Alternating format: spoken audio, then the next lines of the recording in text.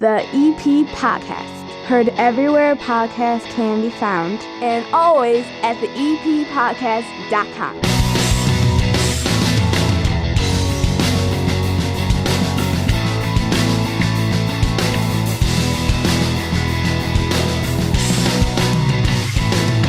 And belly on up to my 9-foot homemade oak bar, my basement here in Evergreen Park, and pour yourself a cold one. This is the EP Podcast. My name is Chris Lanuti. Next week on this program, the new fire chief of Evergreen Park will be sitting down here. We also have all the details for a big hockey tournament. It's free for you to watch. There'll be tailgating, games, prizes, all kinds of fun, kicking off the month of March here in the EP. Last week's episode, which you should check out if you missed it, the village is kicking off a 20-year project to replace all of the lead pipe feeding water into your home. You're going to want to hear about that. There's a couple of great medical segments from OSF Little Company of Mary over the last couple episodes.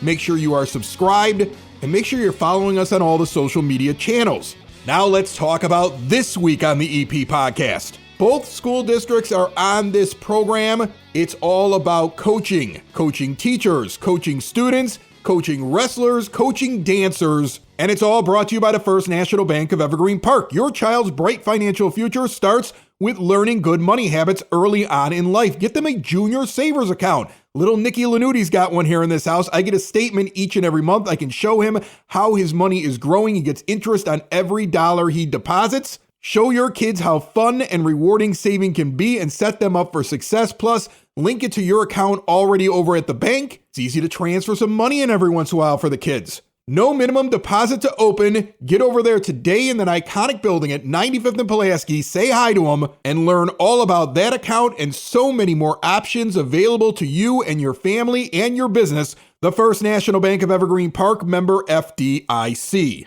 The EP Podcast has a couple of folks from Central Middle School, District 124 down here today. And I'm interested into what they do because they came down here and they're already trying to describe it to me. I'm like, whoa, we're going to save this for the interview. But we have Matt Werman here with us. We have Julie Kelly. Welcome.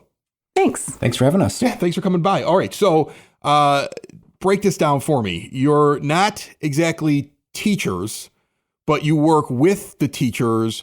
You're essentially coaches over at Central. Tell me a little bit about this. Sure. Yeah. So we are instructional coaches. We've both been teaching about 20 years. But now in our instructional coach role, we're really here to support teachers in different ways. So, there's so much demand. Teachers are demanding to do so many things.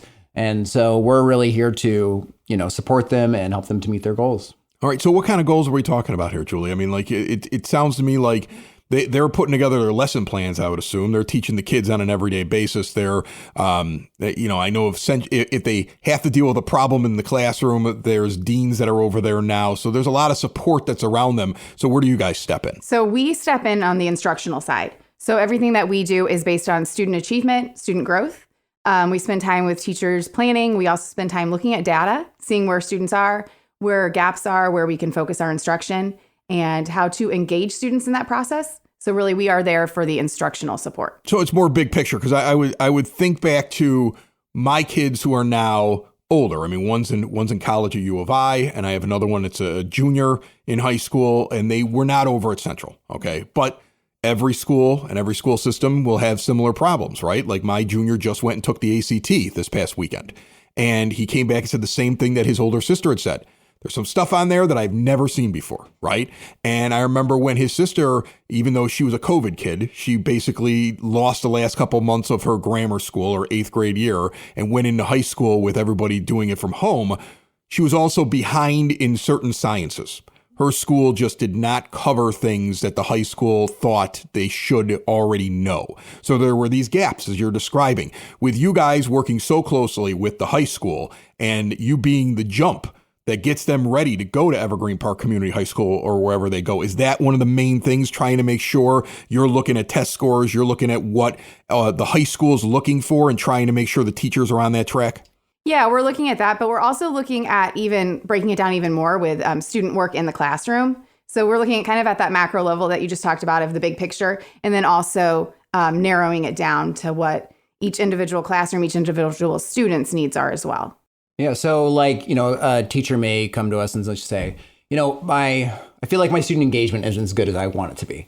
And so we say, okay, well, let's work on student engagement. So that's just getting them to raise their hand though, right? Well, no? More than okay. that. All right. I'm a simpleton over here, but I mean, like I'm saying, you're like student engagement. I'm like, okay, they're not raising their hand enough. Like that. Okay. So tell me what that is. But yeah, student engagement really being participating. I mean, it's more than just the old school way is, there's the sage on the stage, the teacher talks, students take notes. We've evolved quite a bit from that today. And so student engagement is like, there's a lot of student discourse among the students, students, just kind of working through the problems or whatever it might be in the classroom. And so the teacher may say, my students are not as engaged as they should be. And so we'll come in and say, okay, well, let's first take some data on that. Let me just watch your class and see how many kids are raising their hands, see how many kids are doing the work, see how many kids are completing the assignments. And then we're like, all right, well, we've got a handful of strategies from different sites, different books we read, and let's just try one. And maybe Julie and I will come in and model that technique for the teacher. And then we'll kind of take data again. Now you try the technique and then we'll see. Did more students get engaged? Was this new novelty thing, was that more fun for students? They seem to be more excited about it. And we'll kind of look at that data and then figure out, what else we can do to keep those kids participating and engaged.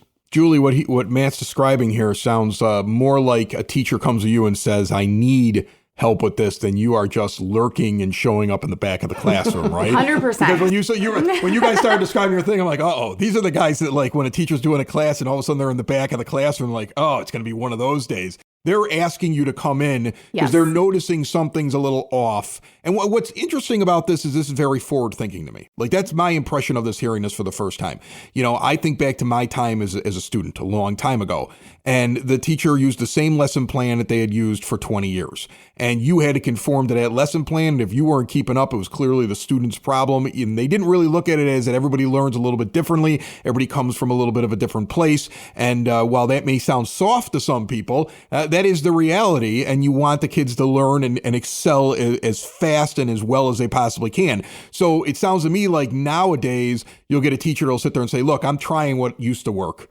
Something's not right here. I need another set of eyes. That's what you guys are. Absolutely. We are that other set of eyes. And we're there to help teachers feel confident about what they're doing, to feel like they can make a difference, because that makes the most effective teacher. And it's impossible to do by yourself in the world of education today. So we're there to support them. Do either of you have I hate to throw you, out on the spot, but an example of something recently that you kind of tried? Because to me, it sounds like it sounds simple, but I'm sure it's not simple, right? Like the idea that you have a teacher that says, hey, come on in here, or we got to get these scores up, or we got to do whatever. It doesn't sound like, it sounds like, I just come in, I see something, I go, hey, I read this thing in a book one time, try this, and it's done. But I know it's not that simple. Can you kind of explain it a little bit to me? I'll give one example from something we did last week. We had some teachers who came to us and said that we're noticing that students aren't asking good questions, because questioning is part of the learning process, right? Right. And we've noticed that we're just not getting those higher level questions from our students, and everything's kind of surface level. Can you help us? So we did a professional development during our teachers' plan time, their team plan time last week, on how to encourage students to write higher level questions so that they could then bring those right back into the classroom.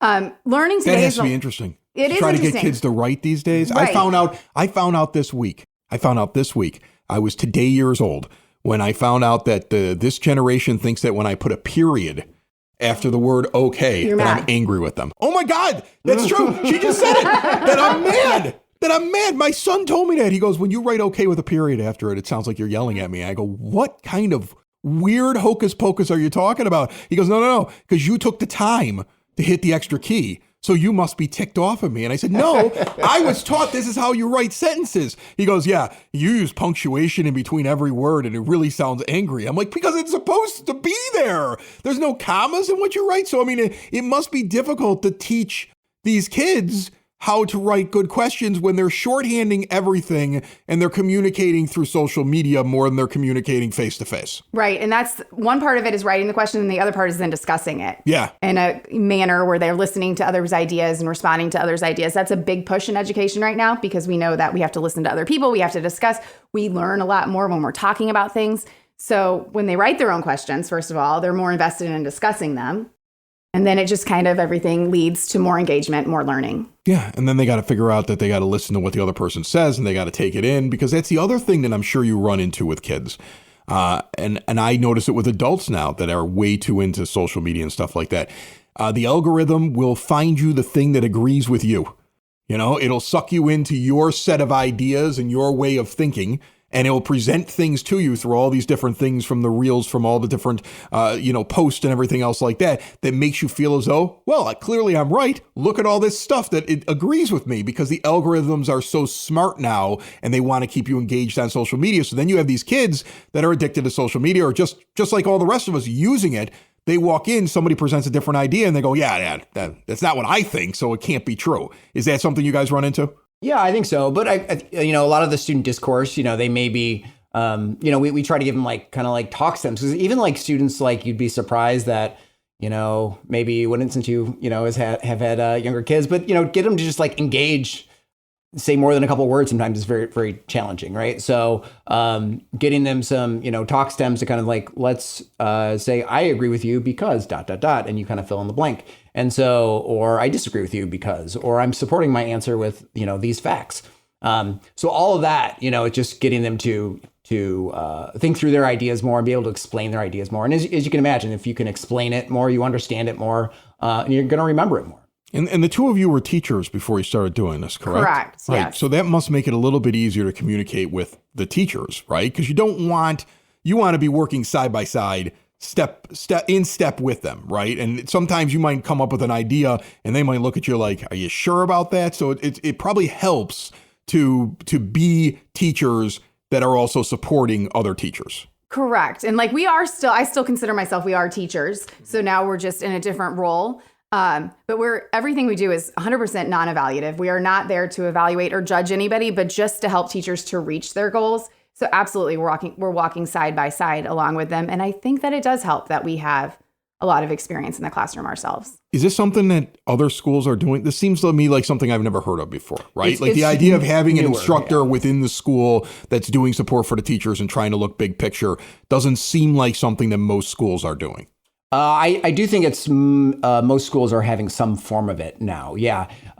So it's somewhat, I'd say, newer in the trend of education.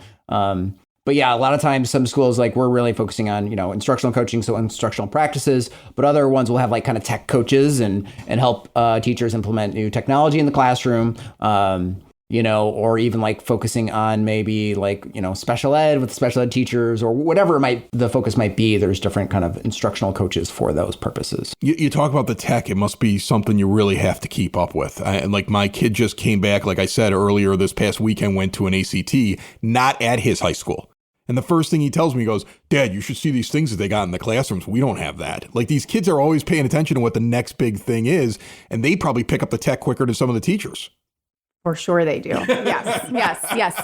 Even when I was in the classroom, if I didn't know how to do something on tech, 100% a kid did. Yeah. So, for you guys now, as doing what you're doing, you have to kind of really keep on top of that. Is that hard? It is, but at the same time, I think that we're in a position now where we can do that. So we have to keep up on tech. We have to keep up on instructional strategies. That's part of our job now, whereas it's just a shift in focus. As a teacher, it's really hard to manage keeping up on that, as well as managing all of your students and your grading and your contacting parents and your lesson planning. So that's another way that we can kind of focus on the technology and on those instructional strategies and help support the teachers, take something off their plate. Yeah. Do you ever have a moment where you're sitting in the back of a classroom and you either learn something that you had no idea was true, or that you get something new, even though you were a teacher, or I would also imagine this would be a hard job for me, because I'd be sitting there going, yeah, but I want to say this too. I would have a hard time not jumping in because I'm a teacher and I'm watching another teacher teach. What is that like in the back? Yeah, that's definitely an experience. I support our science teachers a lot, and I don't have a previous background in science. So the stuff I learn from their classes are just so interesting to me, and I just come from a place of curiosity. This is awesome, and through the students' eyes, let me see how this works and how it comes about. Our 8th grade science classes right now are working on this chemical reactions and diagnosing there's basically a case study where there's someone has some illness and the students are basically diagnosing throughout the whole module what's wrong with her and how can we diagnose this with chemical reactions and different chemistry. And I think it's just so interesting and so engaging. You're showing up to help out, but you're like, yeah, I'm learning something today. Like you're pumped up for the lesson. Yeah, totally. I love it. That's great. I love it. All right. Well, Matt and Julie, I appreciate you stopping by. This is some really interesting stuff going on over at Central. Like you said, it's not something that is unique over there, but it is on the cutting edge, I would say. This is something that's a newer thing over the last couple of years, and it's kind of cool that they're doing that over there and doing their best big picture to kind of make sure the teachers are where they're supposed to be and the students are excelling, and thank you for so much that you do. Thank you. Thanks for having us. Yeah, absolutely. Building relationships, supporting the community, and service. These are the things that Country Financial stands for. They're more than just an office you may pass by as you drive through Evergreen Park. They're neighbors who lend a helping hand and support the fabric of your community, including charitable organizations, sports, financial education, and civic organizations. And since Country is already your neighbor, they want to get together and chat. Call your local Country Financial representative, Mike Thauer, today at 708-425-1559 to talk about the things that are important to you and how he can help you protect them.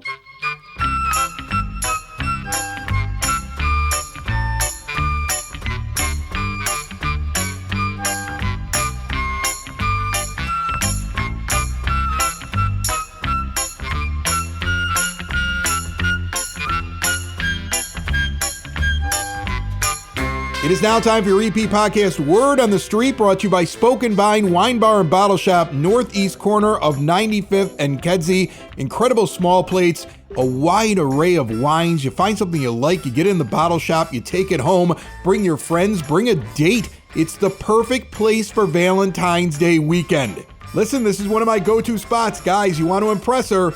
Take her to Spoken Vine. See more at SpokenVineWines.com.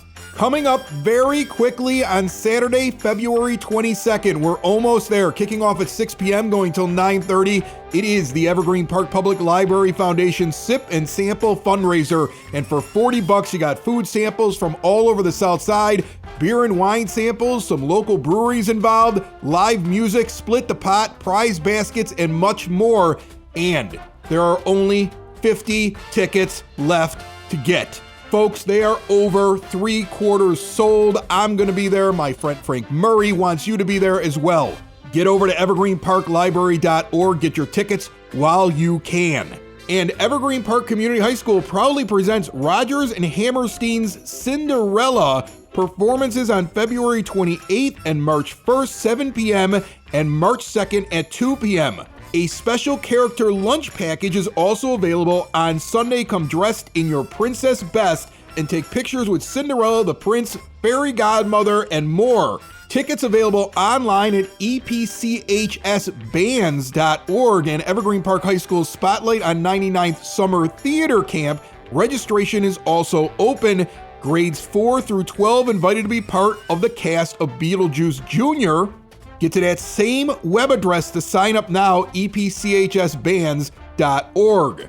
And the Citizens Utility Board, along with the Village of Evergreen Park, is having a free event to advise residents on understanding electric, gas, water, and telecom bills and provide tips for reducing them. That's happening on February the 24th. A CUB counselor or an EP Public Works staff member will speak with you one-on-one between 5 p.m. and 7 p.m. at Village Hall, 9418 South Kedzie Avenue, again on the 24th of February. Get more details at evergreenpark-ill.com.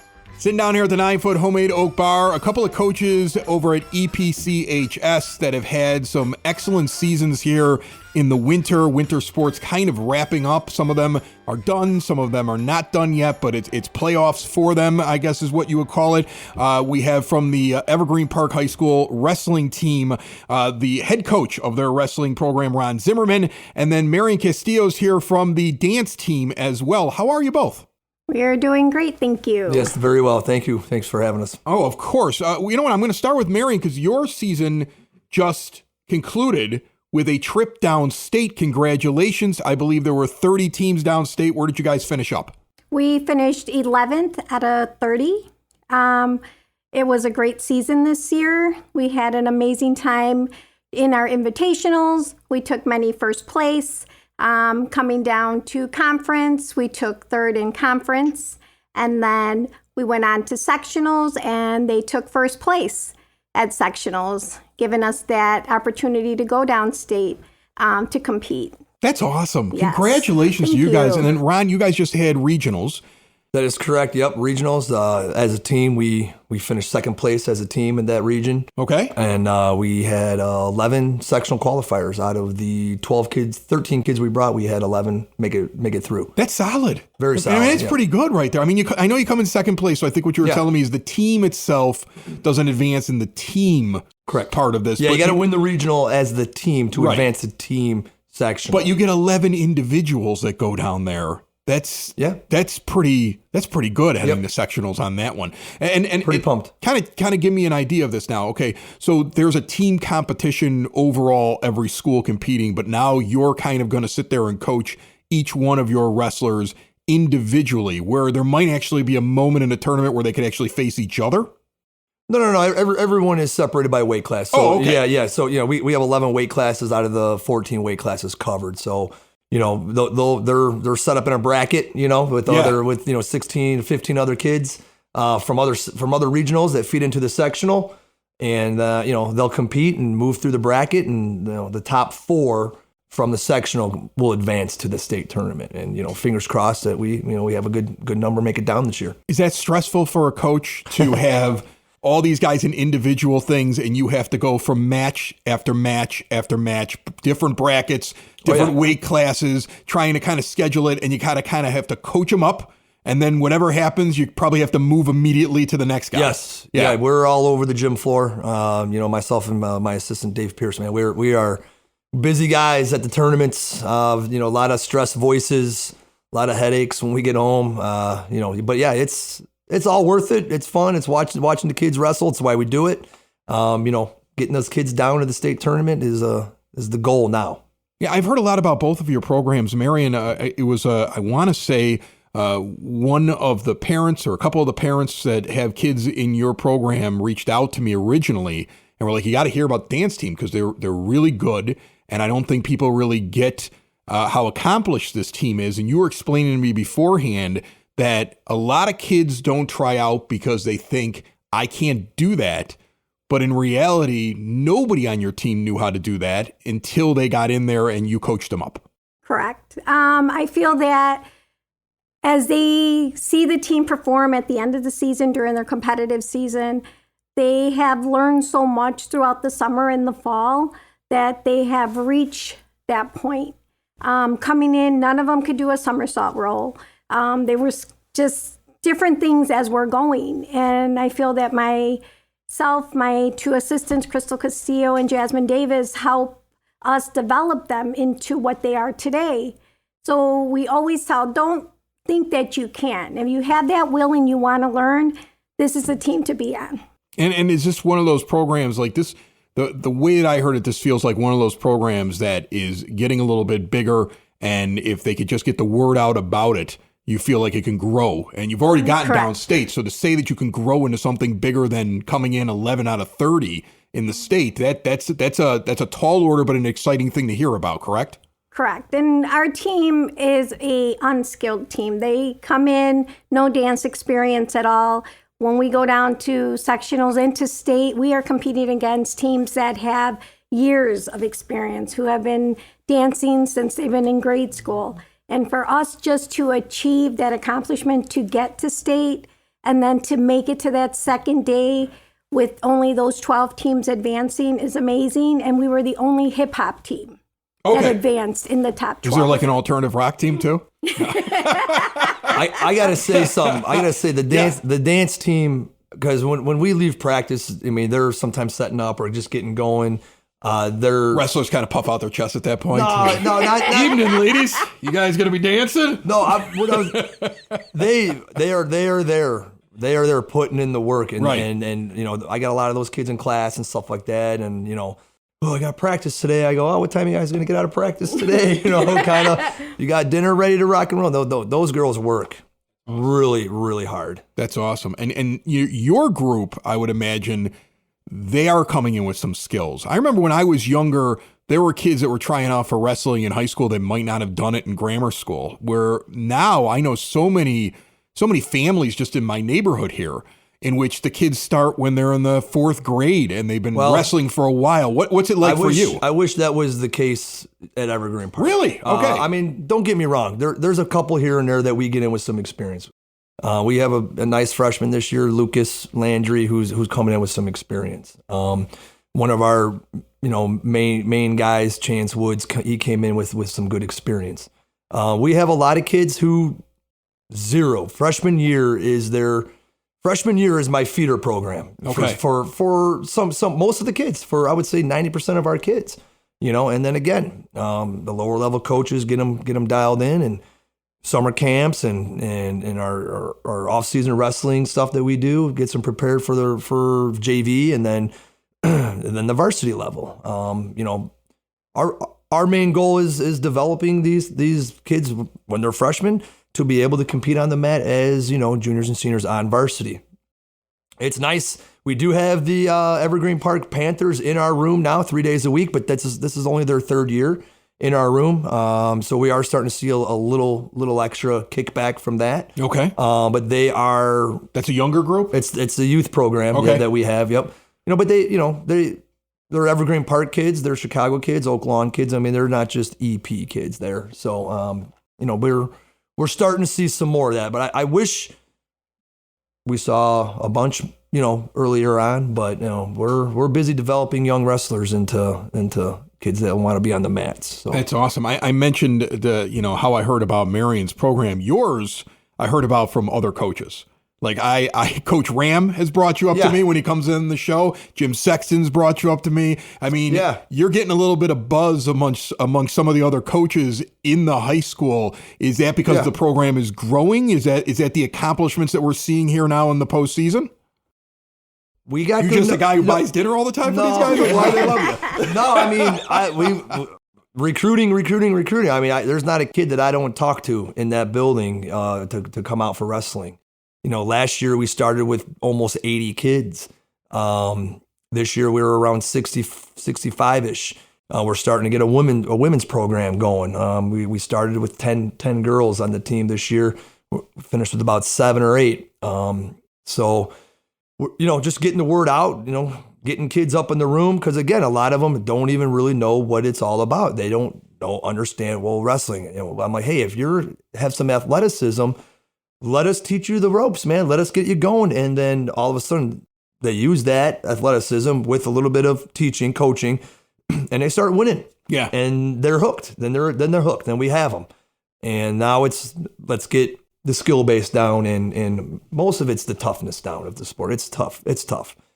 It's physical contact. It's fighting. It's fighting with rules. That's the thing. It's fighting with rules. Like I'll just give you a little insight into something I saw this past weekend. I got a nephew that's at a different school, lives in Beverly, and he points out to me the other day like that him and his friends are putting on like boxing gear and they're just sparring in some kid's basement. And they're so excited about the fact they're doing it. And I made a joke like, we used to meet up at the tracks or something and actually really fight. But I think that for some kids in this generation, not all, but some of them, that's probably the first real physical fight that they've ever been in when they're training wrestling with you.